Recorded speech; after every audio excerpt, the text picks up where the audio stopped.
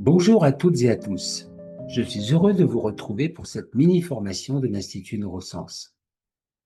C'est la deuxième d'une trilogie consacrée à la régulation du vivant. Dans le premier épisode, nous avons interrogé notre manière de comprendre le cerveau. Aujourd'hui, nous allons faire un pas de plus pour nous demander ce qu'est vraiment la santé. Aujourd'hui, je vous propose d'explorer une idée simple en apparence, mais qui peut profondément changer notre manière de comprendre la santé, le stress, la fatigue et plus largement la régulation du système nerveux. Nous avons souvent tendance à penser la santé comme une forme d'équilibre stable, presque immobile. Mais le vivant ne fonctionne vraiment pas ainsi. Le vivant, il oscille, il s'ajuste, il se reconfigure en permanence. Et peut-être que la santé ne dépend pas d'une stabilité parfaite, mais de quelque chose de plus subtil, la capacité de revenir. C'est cette idée que nous allons dérouler ensemble. Je voudrais commencer par cette question très simple. Et si la santé n'était pas d'abord l'absence de symptômes? On imagine souvent qu'un organisme sain est un organisme tranquille, régulier, sans fluctuation. Mais lorsqu'on observe la physiologie, on voit vraiment totalement l'inverse. Un système vivant n'est pas un système immobile. Il s'adapte, il fluctue, il varie. Autrement dit, la santé n'est peut-être pas une absence de mouvement, mais au contraire, une capacité d'oscillation. Et surtout, ce qui compte n'est pas seulement la capacité à encaisser la perturbation. Ce qui compte, c'est la possibilité de retrouver une ligne de base après cette perturbation. Nous parlons souvent de régulation comme s'il s'agissait d'un thermostat. Le système s'écarte un peu de la norme, puis il revient à cette norme de manière mécanique. C'est une image simple, pratique, mais vraiment insuffisante. Le vivant ne revient pas à un point fixe comme une machine bien réglée. Il fonctionne comme ce que l'on appelle un système dynamique non linéaire. Dit autrement, il ne tourne pas autour d'un point d'équilibre. Il oscille, il s'ajuste, il se reconfigure selon les contextes. Et cela change tout, parce qu'on comprend beaucoup plus la santé non comme un maintien rigide, mais comme une dynamique d'adaptation. Le vivant est rythmé de part en part. Le cœur, la respiration, le tonus postural, l'activité autonome, les rythmes corticaux. Tous ces rythmes fluctuent en permanence. Et le point essentiel, c'est qu'ils ne fonctionnent pas séparément. Ils sont interdépendants. Le cœur ne bat pas indépendamment de la respiration, la vigilance n'est pas indépendante de la posture, et l'activité corticale n'est pas indépendante de l'état du corps. Autrement dit, la physiologie n'est pas une juxtaposition de fonctions, c'est un ensemble coordonné de rythmes couplés. Cette diapositive permet de visualiser une idée centrale. La régulation n'est pas le produit d'un seul paramètre ni d'un seul organe. La respiration influence la variabilité cardiaque. La posture influence la vigilance. L'état autonome influence l'activité corticale. Et le cortex ajuste lui-même le tonus et la ventilation. Nous ne sommes donc pas en face d'une chaîne linéaire de causes simples. Nous sommes face à une orchestration d'oscillateurs couplés. Chaque système influence les autres et chaque système est influencé en retour. C'est cette logique intégrative qui devient essentielle si on veut comprendre la régulation du vivant sans la réduire. Ici, on touche un paradoxe important. Un système rigide peut paraître stable, mais en réalité, il est très souvent fragile. Pourquoi? Parce qu'il a perdu sa souplesse. Il tient peut-être, mais il tient mal. La stabilité physiologique n'est pas immobilité. Elle est stabilité dynamique. Elle vit dans le mouvement, dans la capacité d'osciller sans se désorganiser. Autrement dit, un organisme vivant ne tient pas parce qu'il est figé. Il tient parce qu'il sait bouger, s'ajuster et revenir. Le mot important ici, c'est variabilité. La santé n'est pas l'absence de fluctuation. Au contraire, une variabilité saine est un signe de souplesse, d'intégration et d'adaptabilité. Le problème n'est pas la fluctuation. Le problème, c'est la rigidification. Quand les rythmes deviennent trop plats, trop pauvres, trop peu modulables, le système perd en élasticité. On le voit dans la variabilité cardiaque, dans certaines dynamiques respiratoires, dans la posture, dans les transitions d'état. Une physiologie vivante ne doit pas être pensée comme parfaitement régulière. Elle doit être pensée comme capable de varier avec cohérence. Je propose ici de revenir à une idée vraiment centrale. On pense souvent que l'adaptation, c'est la capacité à monter en activation. Mais ce n'est qu'une partie du problème. Le vrai marqueur de la régulation, ce n'est pas seulement l'activation, c'est la boucle entière. Activation, modulation, retour à la ligne de base. Un système peut monter très haut tout en étant en difficulté. Ce qui témoigne de sa santé, c'est sa capacité à redescendre, à récupérer, à achever un cycle, à retrouver une disponibilité pour la suite. La question importante n'est donc pas seulement est-ce que le système réagit, mais aussi et surtout est-ce qu'il peut revenir. Qu'est-ce que la marge adaptative? Eh bien, c'est l'espace dont dispose un système vivant pour absorber une perturbation sans perdre sa réversibilité. C'est une notion très importante. Un organisme n'est pas fait pour vivre sans contrainte. Il est fait pour absorber des variations, un effort, un stress, une émotion, une dette de sommeil, une perturbation environnementale. Mais cela n'est possible que s'il existe une marge suffisante entre la ligne de base et le seuil de débordement. C'est dans cet espace que se joue la résilience physiologique. Tant que cette marge existe, le système peut absorber, moduler, puis revenir. C'est ici que les choses deviennent cliniquement très intéressantes. La rigidification ne commence pas au moment où le symptôme apparaît. Elle commence souvent bien avant. Le retour devient plus lent. La récupération devient incomplète. La ligne de base commence à se déplacer et la sensibilité au stress, au manque de sommeil, ou petites perturbations, elle augmente. Le système semble encore fonctionner, mais il fonctionne avec moins de marge.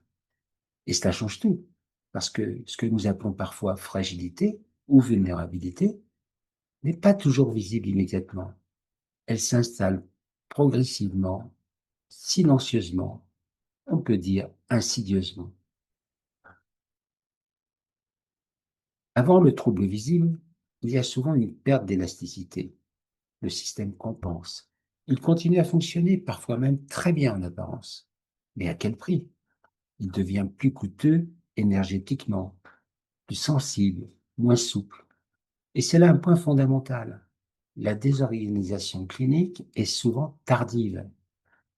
Ce qui se perd en premier, ce n'est pas forcément la fonction visible, c'est l'élasticité. Autrement dit, la difficulté commence souvent dans la dynamique du système avant d'apparaître clairement dans les symptômes.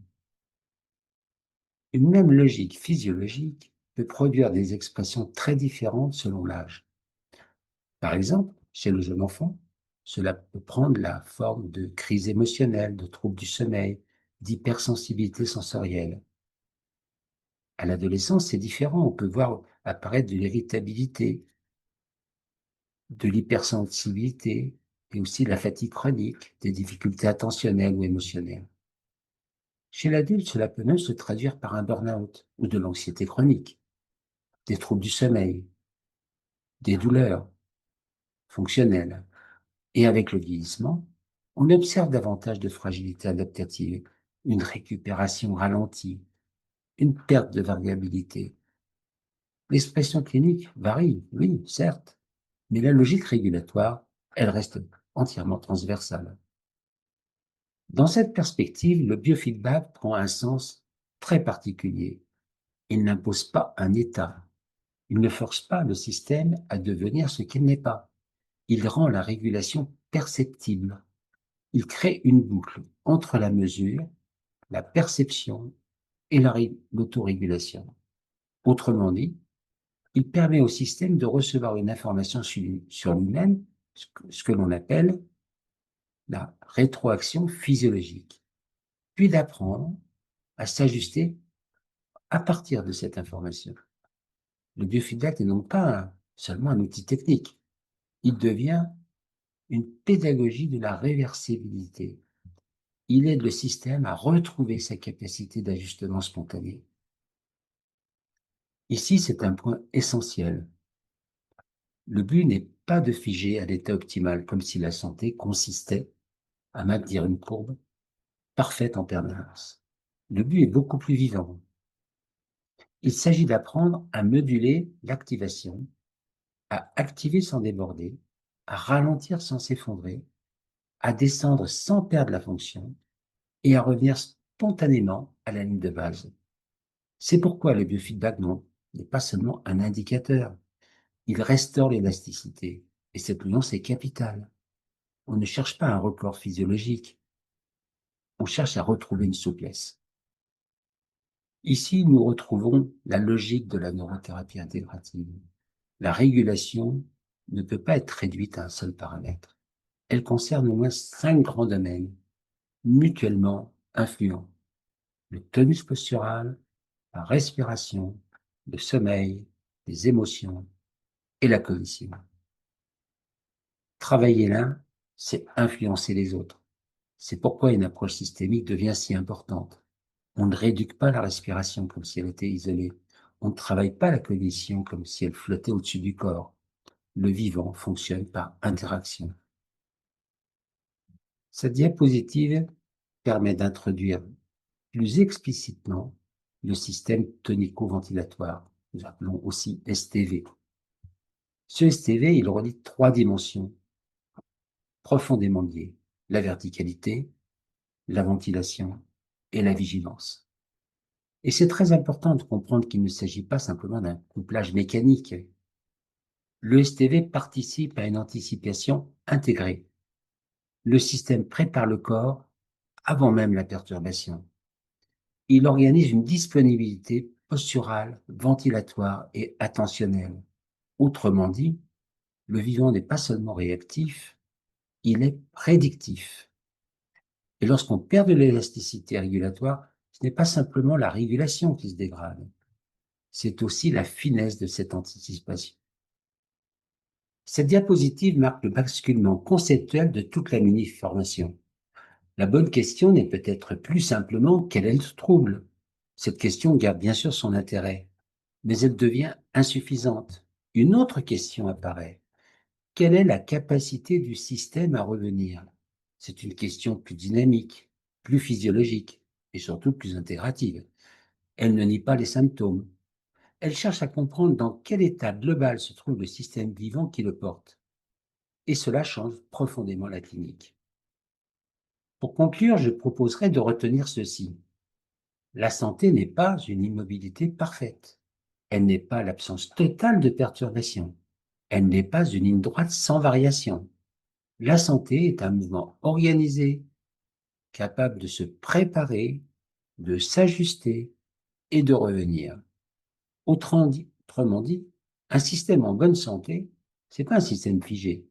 C'est un système qui peut osciller sans se perdre, s'activer sans se bloquer et revenir sans rester coincé dans un état. C'est cette vision du vivant que nous cherchons à remettre au centre. Et cette réflexion nous conduit naturellement vers la suite de la trilogie. Parce que si la santé dépend de la capacité à revenir, alors cela ouvre une autre manière de comprendre un grand nombre de difficultés cliniques. Dans le prochain épisode, nous explorerons cette question. Et si, dans le TDAH adulte, la difficulté principale n'était pas simplement l'attention, mais la récupération? Autrement dit, et si ce que nous voyons comme un trouble de l'attention était parfois l'expression d'un système qui peine surtout à redescendre, à récupérer, à restaurer sa marge adaptative? Si je devais résumer cette mini-formation, je dirais ceci. Oscillation, variabilité, marge adaptative, biofeedback. Ces mots ne fonctionnent pas sur une liste de concepts séparés. Ils s'articulent les uns avec les autres. Le vivant oscille, sa variabilité traduit sa souplesse, sa marge adaptative conditionne sa résilience. Et le biofeedback peut l'aider à retrouver une meilleure capacité de retour. Autrement dit, ce que nous avons exploré aujourd'hui n'est pas une suite d'idées isolées, c'est une logique systémique. Pour ceux et celles qui veulent aller plus loin, plusieurs pistes peuvent être explorées. Du côté de la physiologie et de la régulation, consultez donc les travaux que je vous pose ici sur cette diapositive. Et bien sûr, cette réflexion se poursuivra dans les prochains épisodes consacrés au TDAH adulte, à la régulation émotionnelle, à l'enfant et plus largement aux applications de la neurothérapie intégrative. L'idée n'est pas de tout clore ici, mais au contraire d'ouvrir un chemin de compréhension. Merci de votre écoute. J'espère que cette mini-formation vous aura permis de déplacer un peu votre regard sur la santé, sur la régulation et sur le fonctionnement du vivant. Si cette approche vous parle, eh bien vous pouvez retrouver l'article complet sur le site de l'Institut Neurosciences, bien sûr, et vous abonner à la chaîne pour suivre nos prochains épisodes.